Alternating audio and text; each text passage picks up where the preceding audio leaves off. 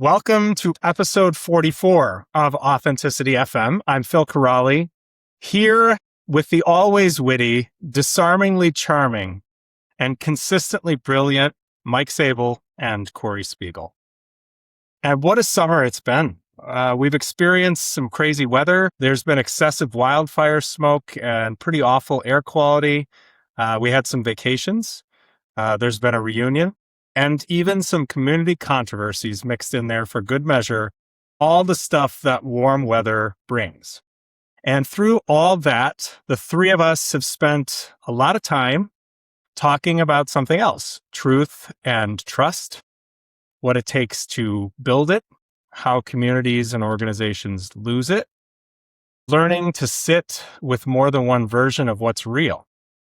So for the next hour or so, we're working through how all of that adds up to something, how the trust we build and the hard conversations we have and the many truths we hold lead us to another important thing: coherence. Stick around. We'll see you on the other side.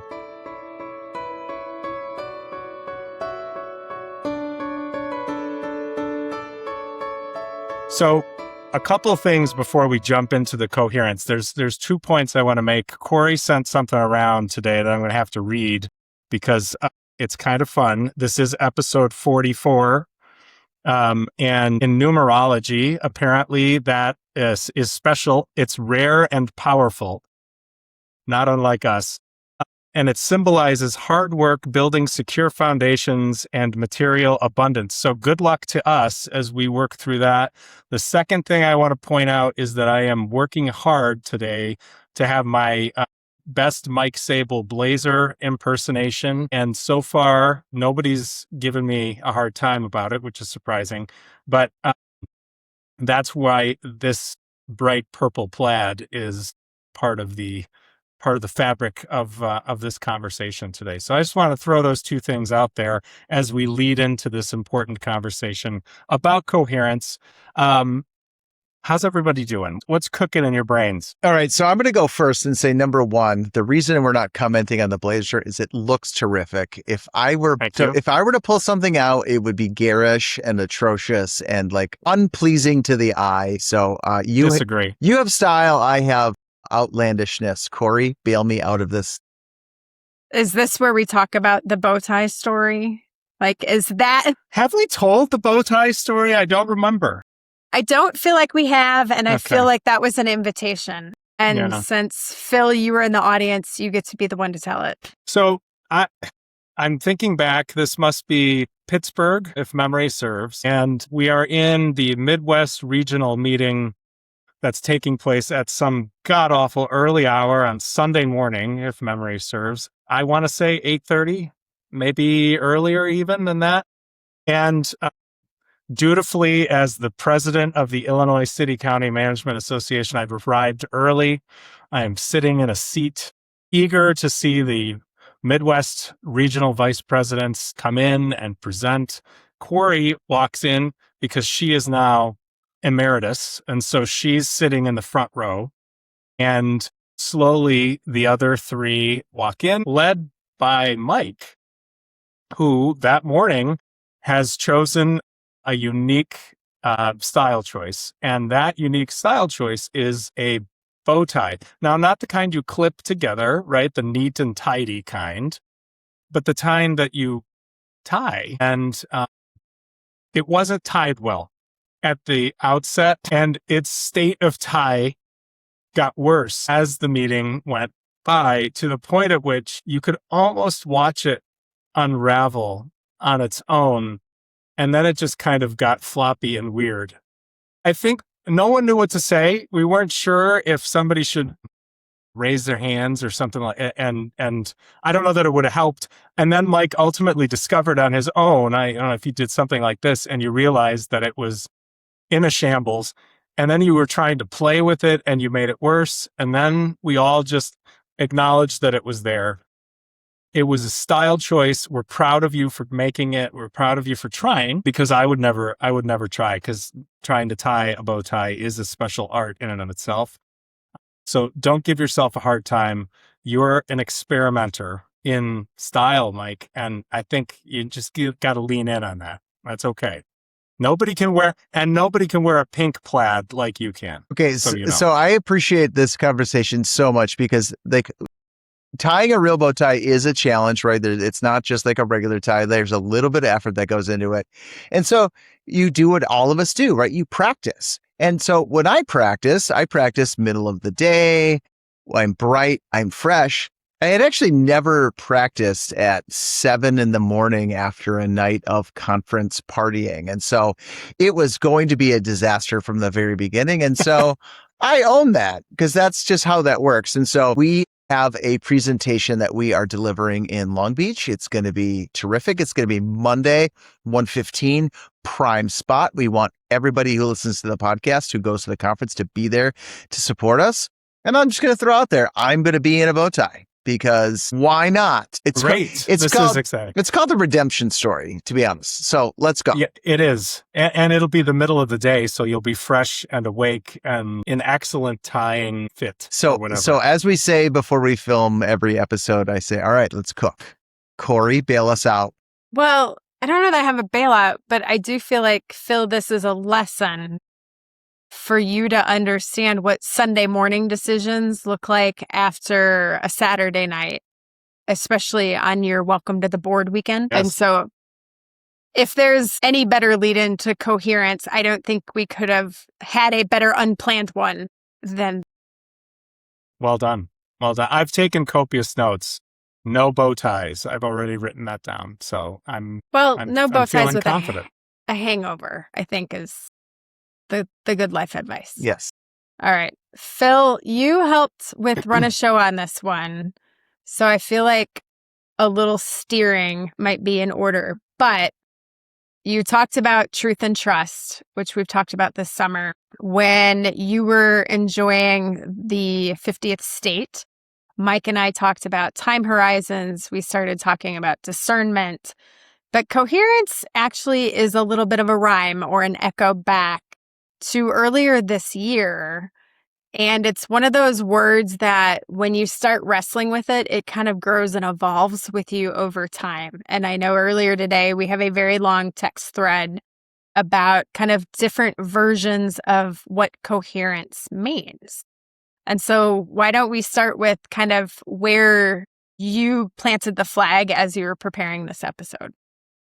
I think it's, as we think about the conversations that we've been having, they've been heavy and to some degree complex, even for the three of us to kind of unpackage and then repackage back together. And the things that were really sticking in my brain were finding the path toward how leadership is going to continue to challenge us, right? And when we talk about things like multiple truths, that seems like a funny play on words, but it's actually real. It is a reality that has actually probably always been a significant part of decision making and of leadership, but today it's on hyperdrive, right? And so you tie that into then trust and how we as leaders are seen as trustworthy, how we as leaders are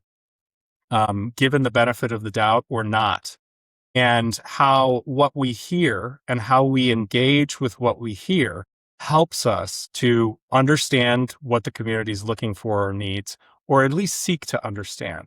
And I think that statement there is the seeking to understand brings a bit of my definition of coherence, right? Seeking to find where the stability of the middle or the stability of the thing that is necessary to move forward comes into the conversation. Phil, I really like how you sort of frame that. And I know we've talked, I did, just a titch of show prep today, but so we have been using this sort of this framework of like, right, so authenticity is the foundation of all of the things that we're doing. It's the namesake of the episode. It's the thing that we're sort of describing. So authenticity is the foundation. Discernment is the practice, right?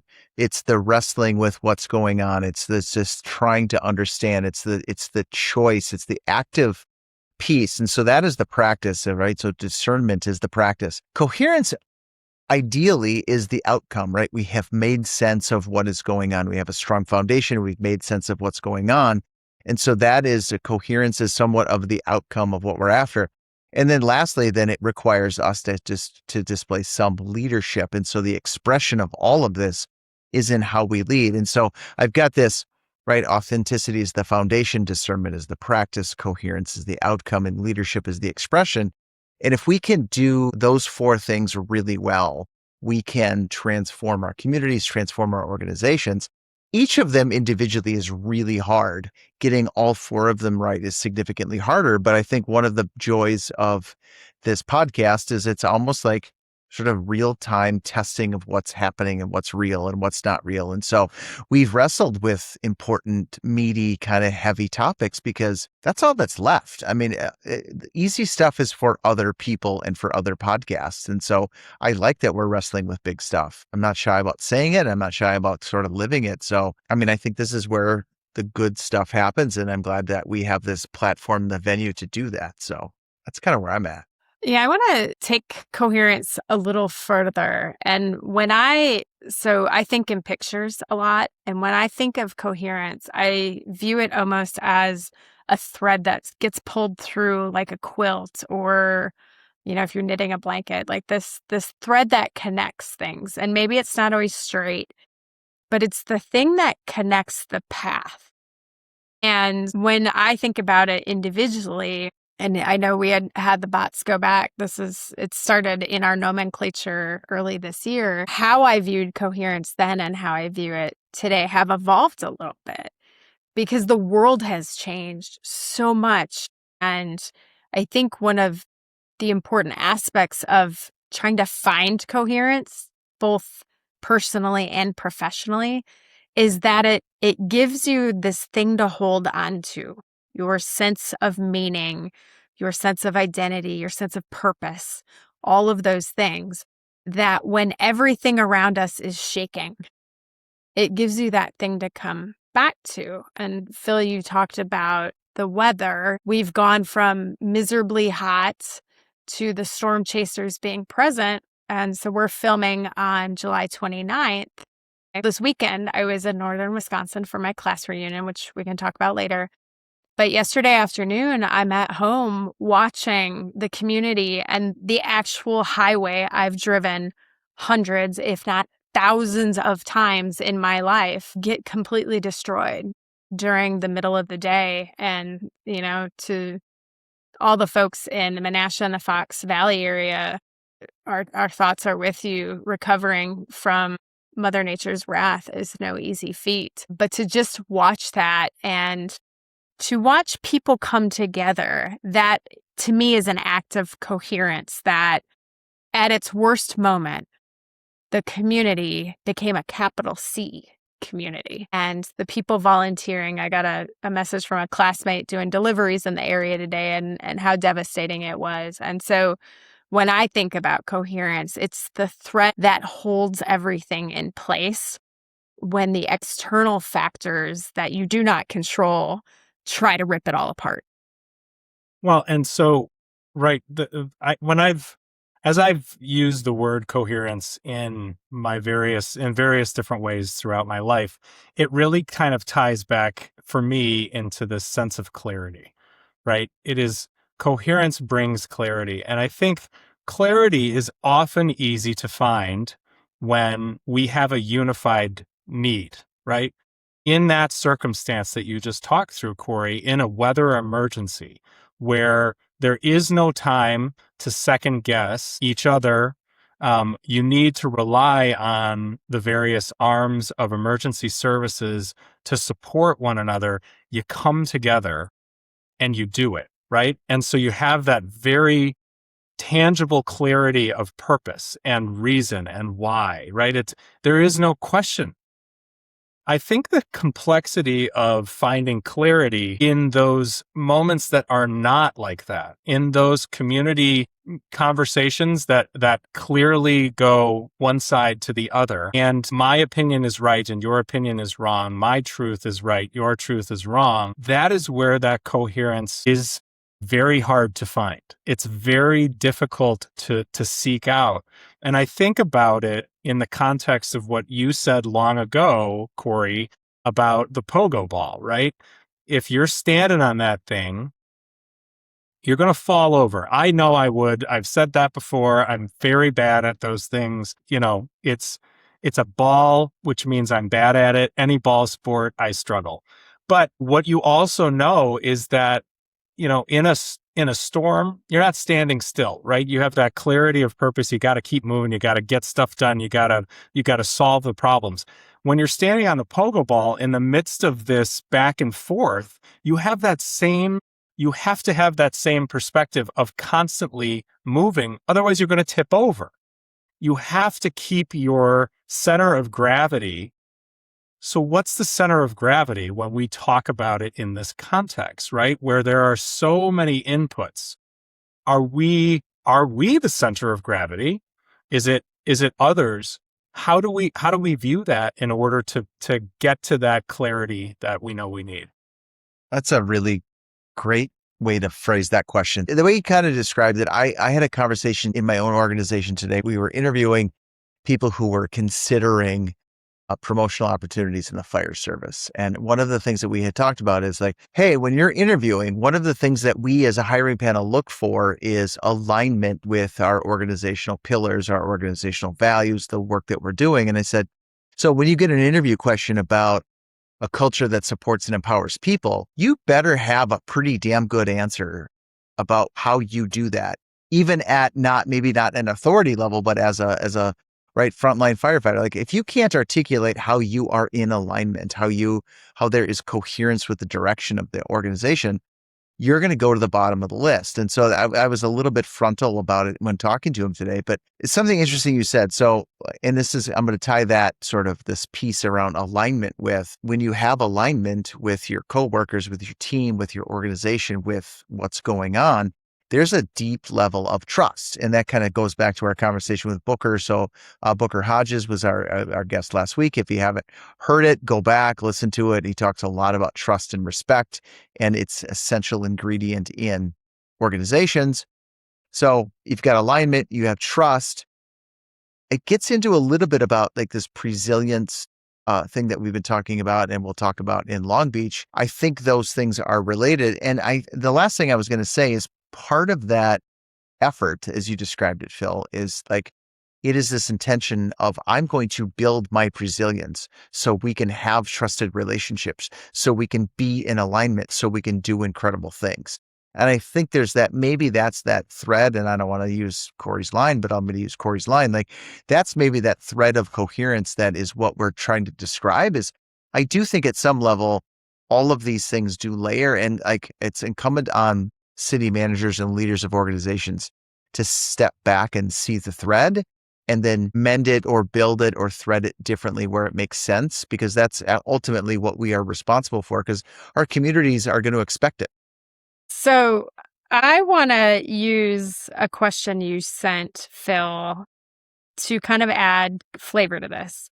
So is coherence something you experience while you're living it or only in hindsight? And I want to connect this to a conversation, Mike, you and I had yesterday about when, as a manager or a leader, you present a problem and you expect somebody to fix it. That's the so what. If I took the time to send you this email that has an issue in it, I expect the outcome to be a resolution, right? It's pretty simple usually. And unfortunately, that's not how it goes. And so when I think about coherence and this idea of, can you see the thread, or is it only something that comes into focus in hindsight? Is that a trainable skill?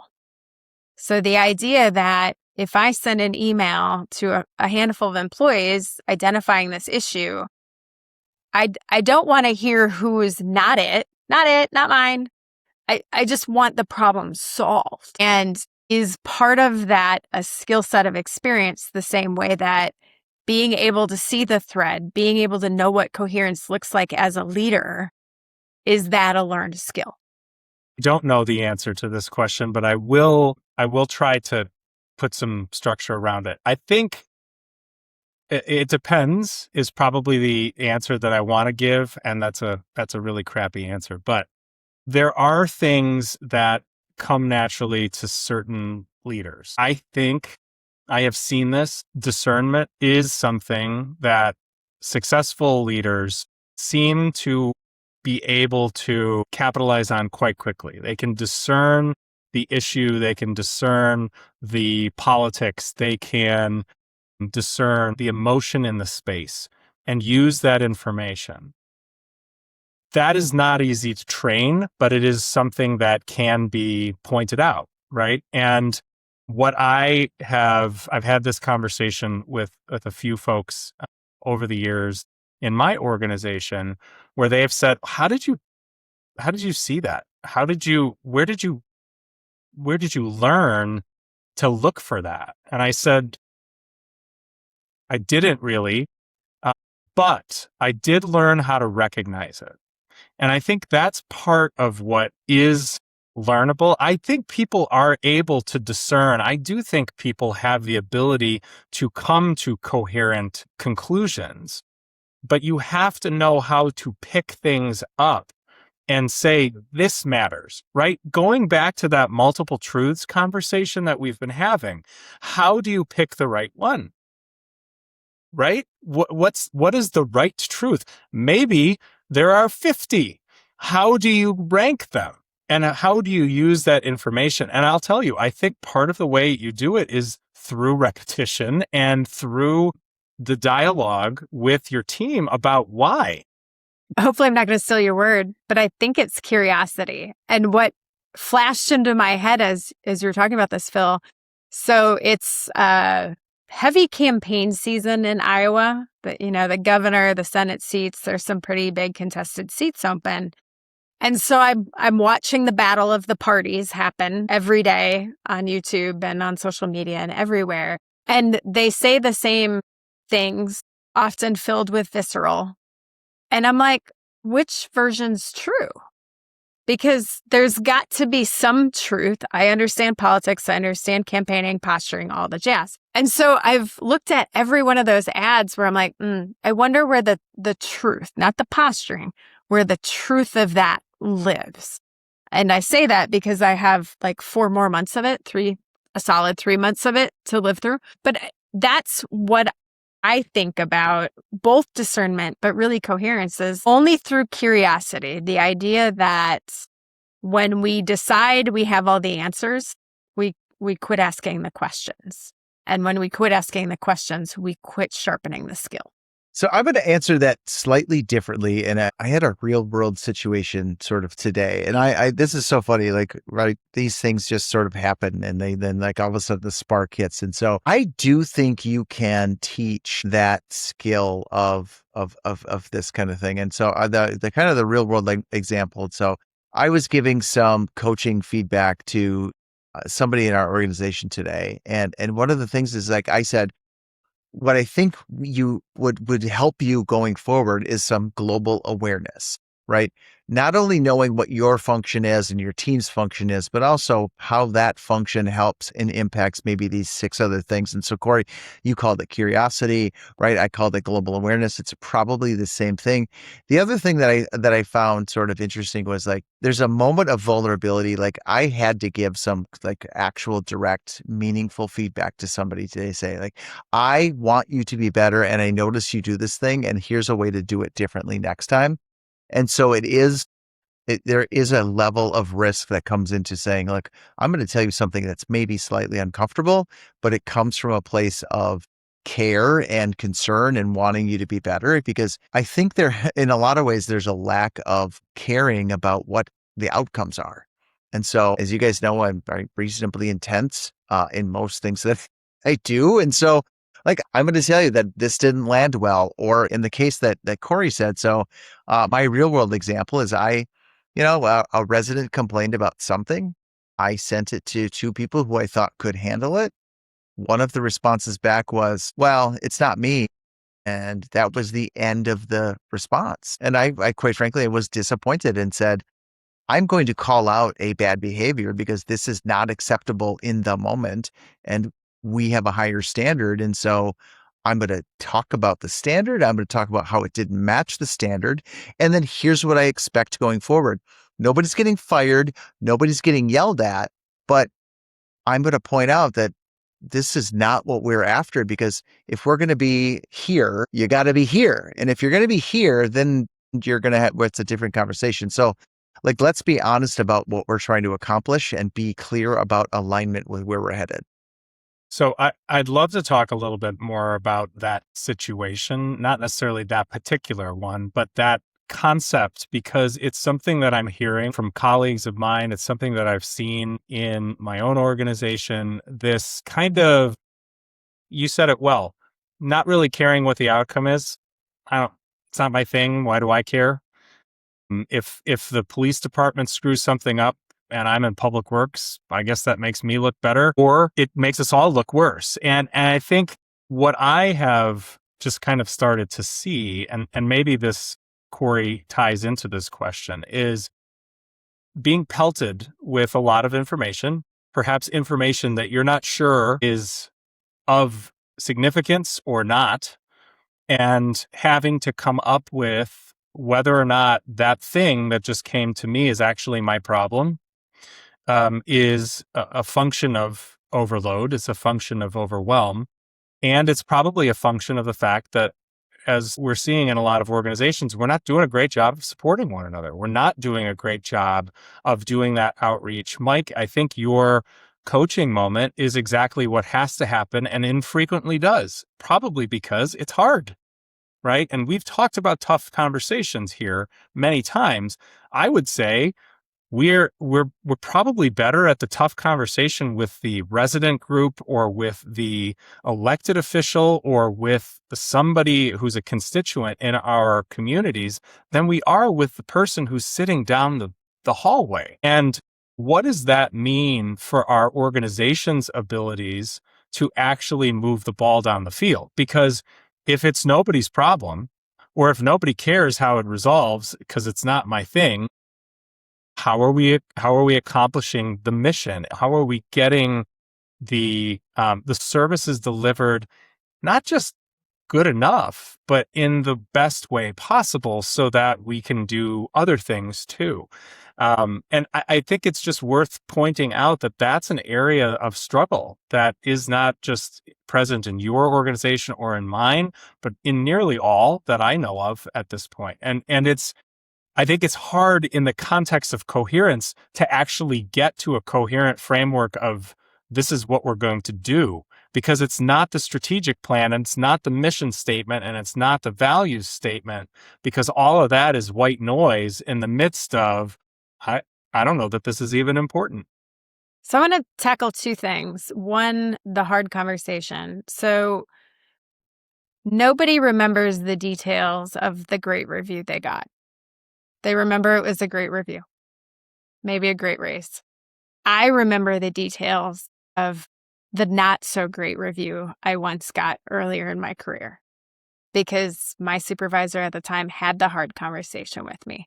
And was I a little bit of a grumpy bear in the moment? Sure. Was it one of the most important moments of my professional development, career growth? Yeah. Do I still remember it well more than a decade later? Yeah. And so for the managers of any layer, supervisors of all kinds, it's uncomfortable. It's not easy. They might react poorly. It will be one of the most important conversations you have as a leader and that they receive as an employee. And after that conversation, then choices get made. Either I want to meet Mike's standard or I don't.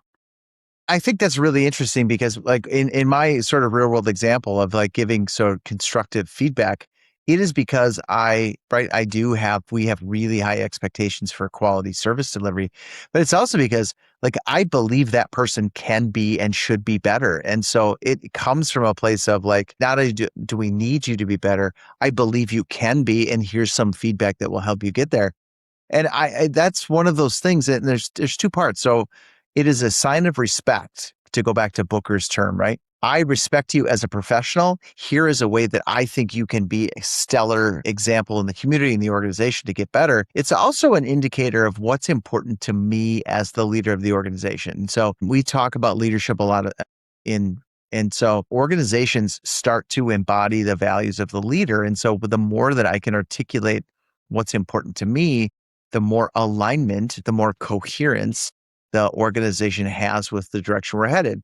And if I'm leading in the wrong way, guess what? I'm going to get fired. That's part of the job of the city manager, is to lead with integrity in the direction that they believe is necessary. And if it's wrong, like, you change the leader. Like, I don't apologize for that. And so being like honest about what I expect, how I'm going to support you, how we're going to help you get there. And it gets, right, it becomes an example for the rest of the organization to say, oh, okay, well, that was pretty important to the boss. I better get in alignment with that. So it does give clear kind of examples. And so I don't say that to be arrogant. I just say it as like, it's a reality of the organization. People know which car is yours, where you park in the parking lot, what time you get into the building, what time you leave the building. Like, everyone watches, and there's all that little bit of water cooler chatter.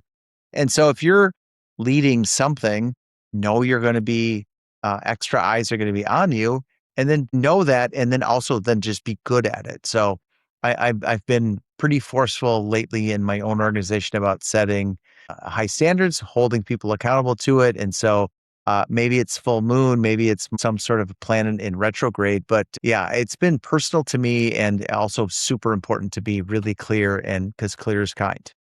I think it points to, your comment a moment ago that you respect this individual as a professional, and you're not doing this to be mean-spirited.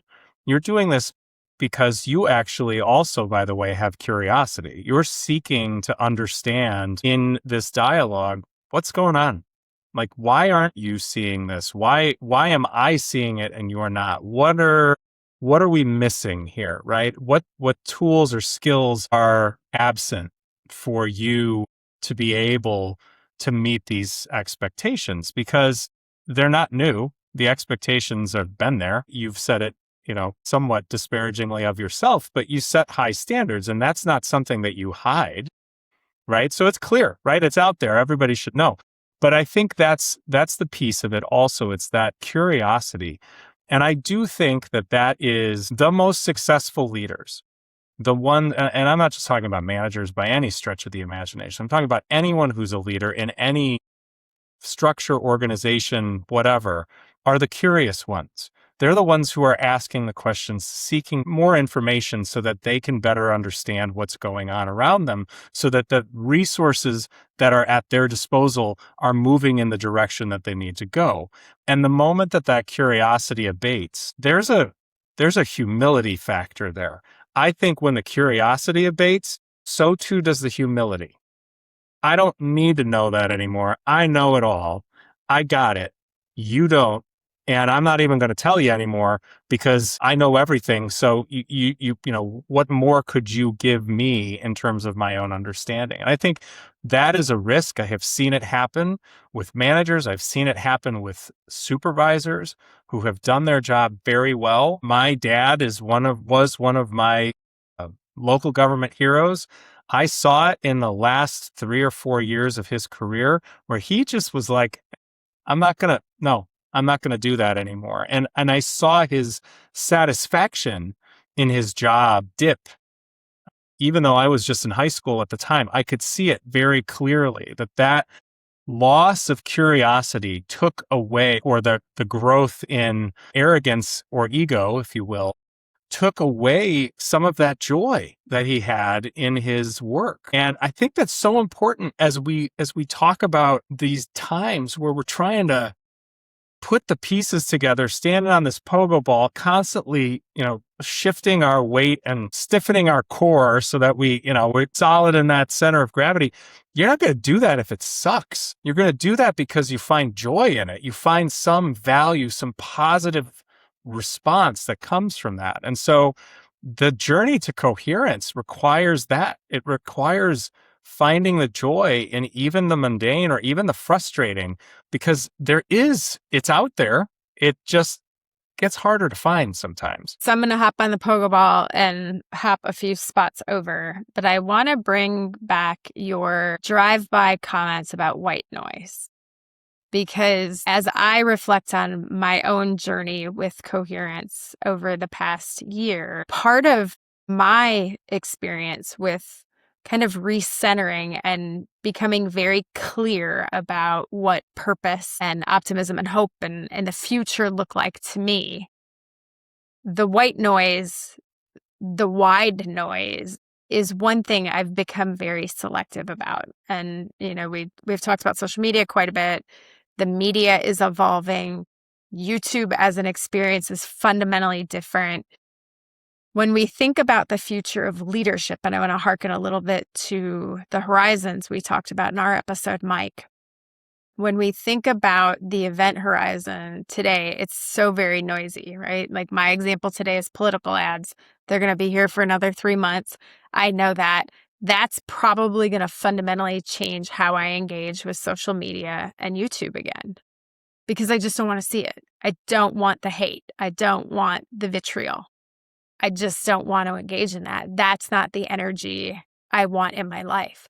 And so when we think about that from the government lens, whether it's a council meeting or what's happening on social media or what gets said to you on the street for the employees in the field, how do we help them find coherence in a world where they don't always get to opt out of the noise because part of it is just part of the job?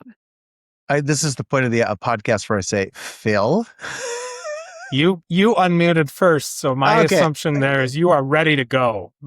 So I will. It's funny because, right, so it is election season, so there's lots of candidates who are door knocking, and some of them are incumbents, and some of them are the people trying to unseat incumbents, and so they are seeing on the ground the reality of what the community is. And so we've sort of joked about long grass violations and junk cars, and that doesn't happen in Phil's community, but it does happen in every other community across the country. Is like sometimes there is like this piece. And so for me, it's kind of twofold. One, it's to that staff member who might be on the receiving end of 31 long grass violations or these kinds of pressures. It's to acknowledge, yes, this is part of the event horizon. This is what happens during election season. It is a moment in time. It is part of a bigger time horizon. So giving some perspective of this doesn't last forever. Some of this is just in the moment. And so some acknowledgement that, yes, what your experience is probably atypical, but it's all part of a broader trend. And so don't get immersed in all of it. It does have a beginning and a middle and an end, and you will get through it. And so that's that perspective taking that good leaders have is giving their teams here's the time horizon, and we know that we're going to get through that. And the other one is to say I acknowledge that this is difficult for you in this moment. And so as leaders, providing that psychological safety to just acknowledge, here's the truth, here's where it's going to suck, here's how we're going to get out of it together. That little bit of anticipation of okay, let's figure out how to get through this. And maybe it requires changes, maybe it requires something else, but the perspective taking of knowing that this is part of the natural arc and showcasing where it ends, because it gives people some sort of comfort and agency of okay, if I see these three things happening, then I know I'm through it. That is part of that event horizon or that temporal architecture of I know this problem and I see where it's going. Here's what you can expect 3 months from now, 6 months from now, a year from now. Stay with us because we've got your back.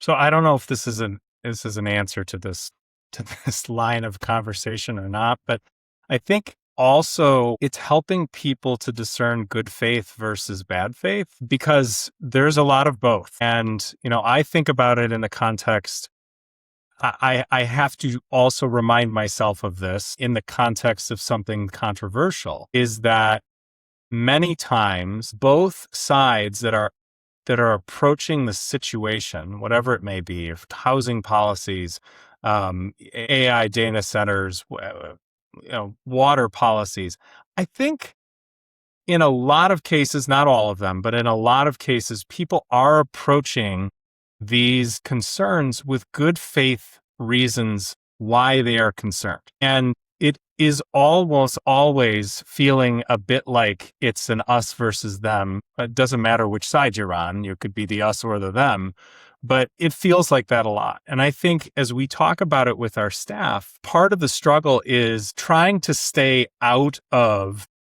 the morass of the middle of this kind of churning that comes when these two sides come together. And that's just on the good faith side, right? So then add in the bad faith players who are just there to churn it even more. And as an employee in a public environment, you're just trying to figure out which way is up. And that's really hard, right? It's harder. It's getting harder because you don't have the guideposts that you used to have, the local press reporter that you could rely on, the neighborhood, not know-it-all, but, the person who kind of saw things, but was trustworthy in the way that they conveyed it back. Now you got a lot of people on Nextdoor and a lot of people on Facebook who are all throwing their opinions out there, and some of them are good and some of them are bad. But how do we work to make sure that we keep that focus on there is an outcome? That outcome can bring positive to both sides, and sometimes it won't. And that's not your fault, because I do think that there's that fear of getting it wrong in those difficult moments. And that is paralyzing for some people. So it's sort of interesting you describe it that way, because at some point it starts with a little bit of what Booker Hodges talked about, the police chief of Bloomington, Minnesota. We talked about respect, right? When you respect somebody, you take a moment to pause and say, I wonder if I could put myself in their perspective or put myself in their shoes. Like, why is this so important to them? What is the value that they're holding when they're having this reaction to this thing? And so it starts with respect. Respect is given, it's not earned. That's one of those things. And then I get at this piece, and we talked about it a little bit earlier about this curiosity, this understanding. When you study sort of the stages of learning that people go through when they're learning something, right? They're never on autopilot when you're learning. Learning is an intentional act. And we talk about it when we do the HPO model at the University of Kansas is okay, right? So right? The stages of learning comes when there is an intentional, conscious effort to choose to learn something. It might be learning something I don't know, or it might be, refining something I do. But anytime you go on autopilot, you run a risk of missing the boat. And so, we've got all sorts of examples of people missing the boat. But yeah, I think that what you described, there's a lot of things that align. And if only we had some sort of a guest in our future who could talk about alignment of all of these things. Stay tuned. Corey? So I want to push back on the respect thing just a bit. And it's not that I disagree with respect is given. I believe that is always the first step. But there is also a time where it can be retracted. I don't have to respect you infinitely. In my career, I've had the remarkable learning experience of working in proximity with some clinically narcissistic people. Pull out your DSM-5, we can check 7 of the 8, they're there. There is nothing you can do in your intellectual, rational mind to work with a narcissist. And it will kill you if you try. So learning how to compartmentalize, now these are the anomalies, this is not the norm, but when you get to the extreme experience, if you just try to, I'm going to respect you even though you say these vitriol things or you do these things to me, at some point, no does mean no, and I don't have to take it means I don't have to take it. And we're seeing a little bit of that bantered around the profession right now. And I think it's important that respect isn't infinite, that you can lose it. And that goes for a manager too. But this idea that everyone gets it and keeps it, I think is a little faulty. And there are times when people don't deserve it. Their actions, their behaviors have consequences. And it is 100% okay to say, you know what, I am not going to engage that way. That is not okay. You're not going to treat me that way. You're not going to treat my staff that way. I don't care if it's an elected official or a manager, that there are individuals who do not deserve the privilege of that. And much like having a corrective conversation with an employee, you get to have a boundary setting conversation with somebody who's doing harm to the organization or the community. I don't disagree with one thing that you just said. And if you are reading the news in the Minneapolis, St. Paul region, like you have a real world example of that today. And so I don't disagree, right? So what you can say in that situation, what I think you can say if you have enough fortitude and courage and other things to say, you're not treating with respect, therefore I'm not going to engage in you any further. And so I think you're right. Given respect is not infinite if someone doesn't have the same, they don't meet you at that same level. And so I accept your premise. And I think we are probably all better served when we have tighter boundaries around respect.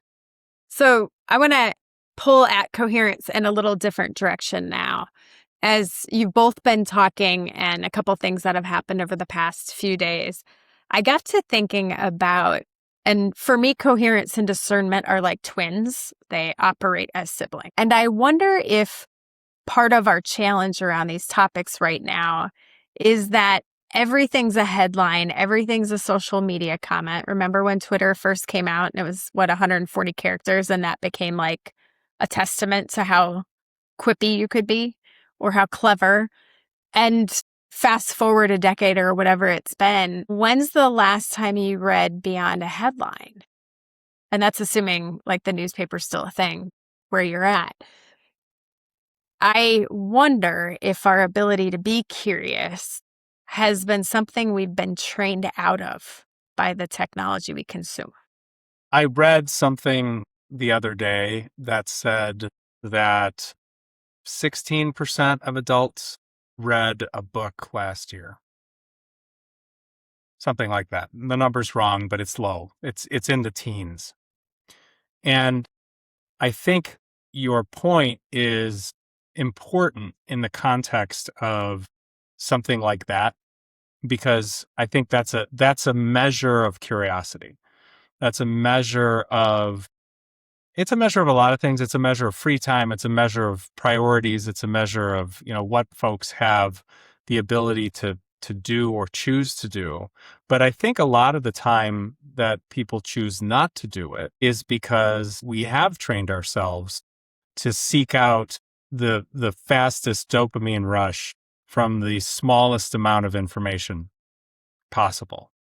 And so I think that's why Twitter was so great at 140 characters for a lot of people, because you could just scroll through and get all sorts of fascinating information. So I do think that's part of the struggle that people find themselves in the midst of. And I guess it's a problem organizationally too, because we're not listening.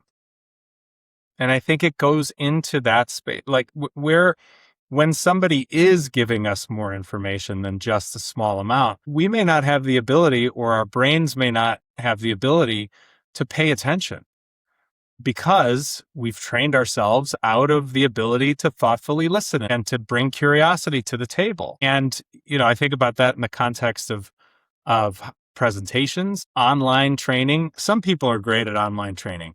I am awful at it, because I'm sitting at my computer screen, which is where I do work. And so if I'm sitting at my computer screen to do work and I'm training, well, I can just kind of listen to the training and I can still do work over here, right? So I don't have any attention span. I'm actually gaining very little from that training, but I did it, right? And so I think that's part of this struggle is the white noise, Corey, we've been talking about, is that there's so much of it too, that the white noise drowns out the curiosity. So it's funny that you would say that, like the way you said that, because I am, as the elder statesman on the panel of most panels that I serve on, I'm always the oldest person. And so I am decidedly analog when I do trainings in our organization. We have conversations. And so, I described the conversation I had in the fire service today of emerging leaders who were interested. I do this bit where I just pull up a chair And Phil, you took a sip of Diet Coke in real time. And so I literally will have a Diet Coke and I will have a chair and I will sit there and I'll be like, okay, what do you want to talk about? What questions do you have for me? And it's truly an analog thing. And so when we do the HPO model, when I teach at the University of Kansas, I use flip charts and Minster Sketch chisel tip smelling markers because that's how I work. And what I think the value of that is like it is an intentional structural change to say that the devices are over here, we are going to be over here.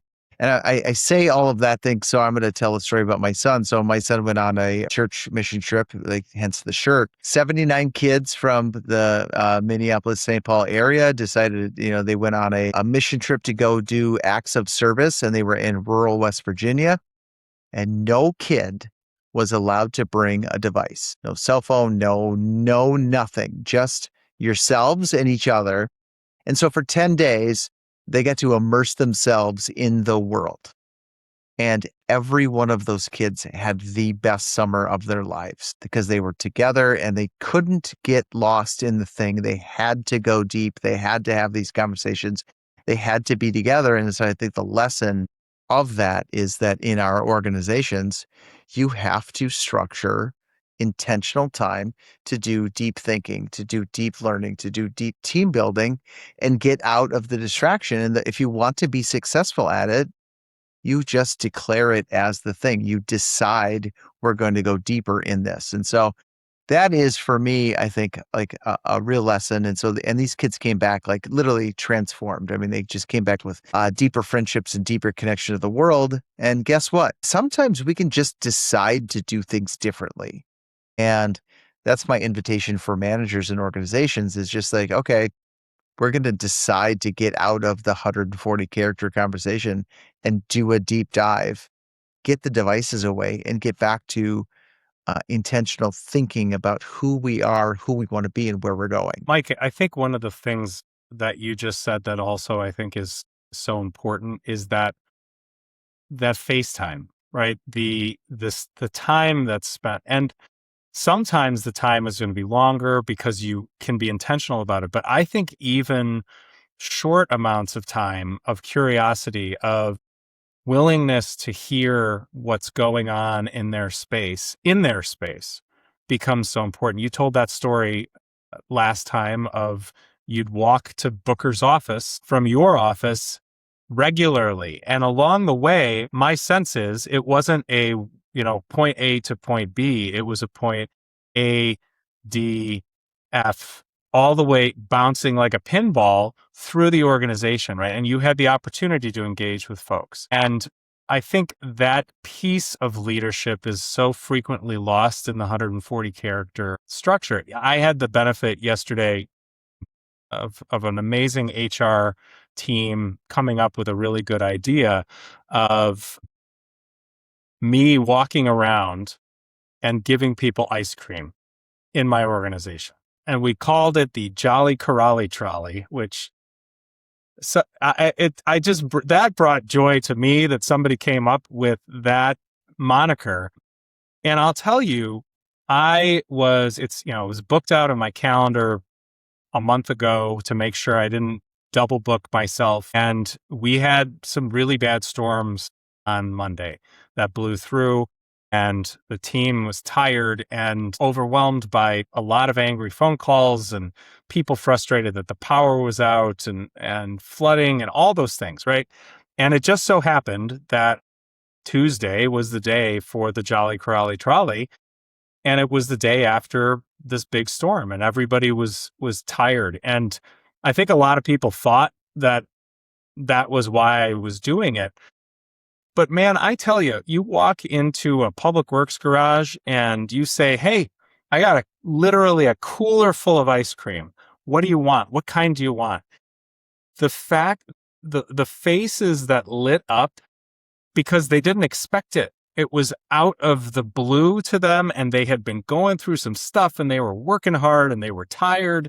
They'd been on 12-hour shifts trying to get the trees cleared off of the streets so people could drive. And all of a sudden, you're here to give me a mint chocolate chip ice cream sandwich? Wow, this was great. And what I learned from that moment is it took nothing for me to be able to make that happen. Literally, there were people that bought all the ice cream, made the signs for the trolley, helped source the cooler, and then literally walk around with me the whole time. I just had to physically be there. And sometimes we don't give ourselves the ability to just physically be there for people. It didn't require me to do anything more than to acknowledge that they were going through some stuff. And I think it brought clarity for some of them to say, they do know that I'm working through this. They do know that I'm tired. I was at the golf course. We have a municipal golf course, and the irrigation system is crapping out on us. And what that means for those of you who don't have a municipal golf course is your golf course superintendent, who's in charge of all the turf management, sleeps very little because they are going to stay there all night and hand water fairways and greens to make sure that nothing dies. And these folks are just exhausted. And I walked in and with ice cream in tow, and they were grateful, but they were grateful to know that I knew that they were working through that stuff. And so as we contemplate how we're talking about trust building and how we're talking about truths and how we're talking about helping our teams get to a coherent view of what we're here for, those are steps that we can take. And I'm gonna pat myself on the back for this because, like I said, it wasn't even my idea. I had the benefit of a great team saying this would be really fun and beneficial for people, and I derived as much out of it as anybody else did. But that it ties exactly to your point, Mike, of we're here and we have to use what we are to help. And that opportunity that I had was to be curious and to hear and see what they were going through in that moment. And again, it was a shot in the arm for me to say, look, this is my team. These people are doing amazing and tough work, and they're just grateful to get an ice cream sandwich from me. It felt trite, but just so great at the same time. So I think the thread between both of your stories is there is the act of being present.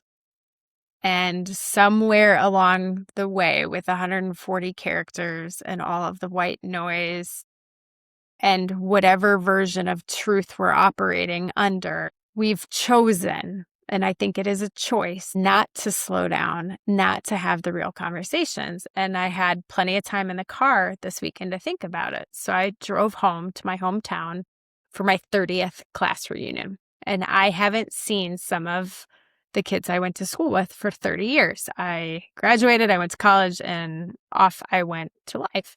And much of my class still lives probably within a 1-hour bubble of my hometown.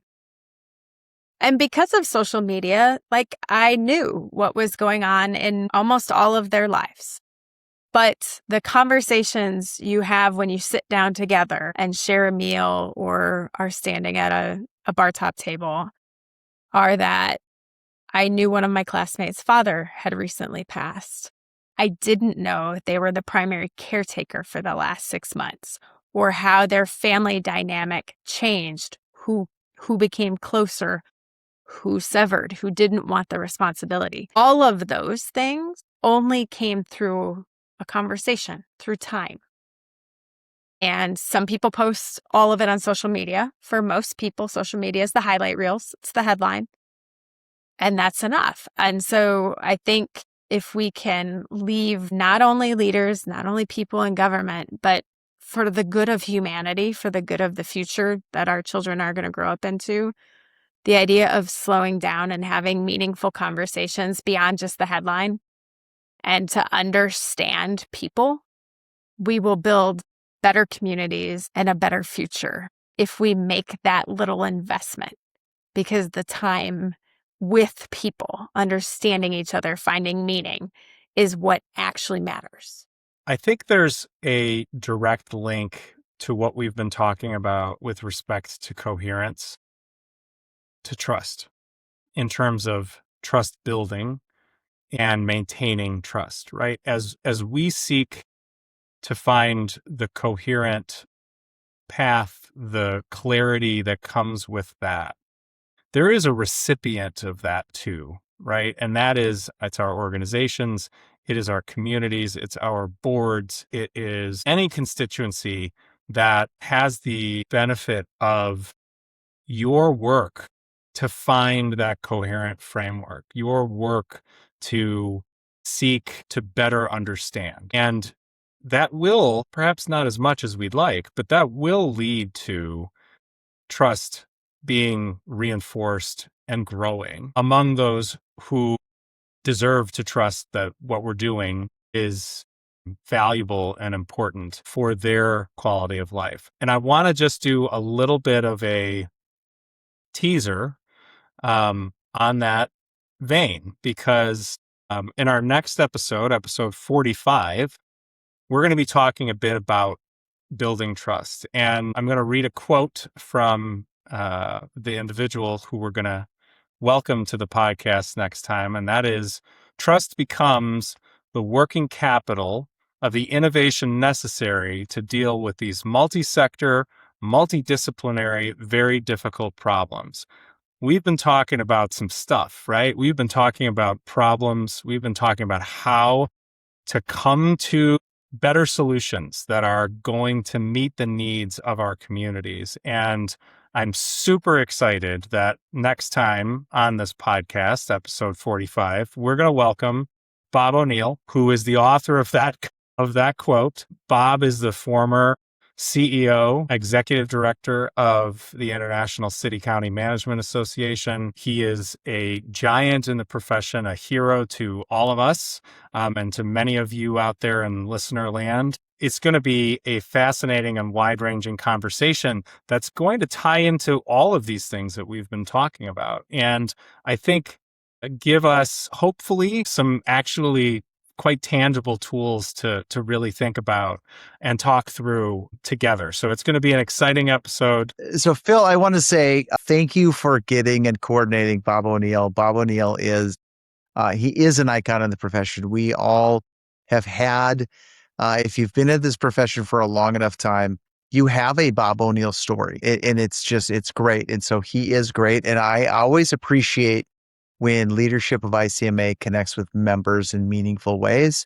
We're super grateful that he's willing to be on this podcast. I have seen him present, and I'll say 20 times, 25 times, and it's always fascinating. The one thing I will ask is that at some point in the next week, we ask him about the band Earth, Wind, and Fire, because it is a remarkable, incredible story. So Earth, Wind, and Fire. So whoever is responsible for doing the introduction and the opening, I want to see that in there, because it does matter when icons of the profession speak to members directly and engage in people who are doing meaningful work. And so the fact that you were able to get him to agree to this is a really big deal.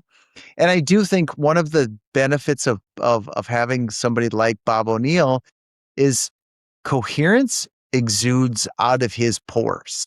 He understands sort of where the world is and where the profession is going, and speaks to it in a way that was like, okay, I might be uncertain, I might be afraid, but you know what?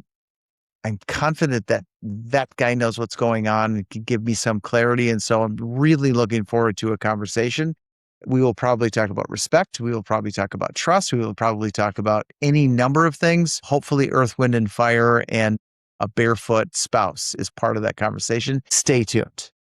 I think that is such a great way to end this conversation. Earth, Wind, and Fire and a barefoot spouse. Everyone's going to tune in.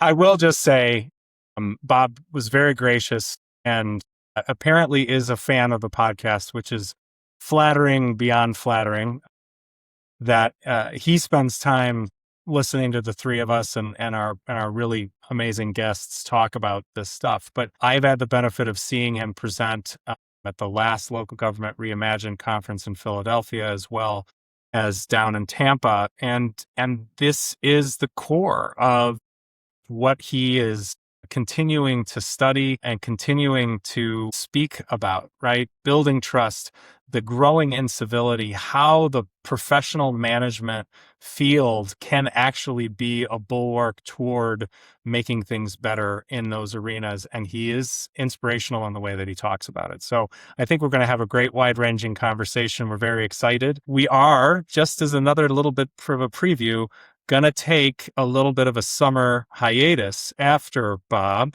for a few weeks while we regroup and get ourselves focused on the rest of this year. But that'll be a great way for the summer to kind of come to a close for the three of us. So I think thank you to everyone who has spent time with us in this episode and all of our episodes leading up to now. Continue to like and follow. And to Mike's point, always, please leave us comments and send us feedback. Tell us what you're thinking about, what we can do to help work through some of those ideas or thoughts or problems that you have bouncing around between your ears.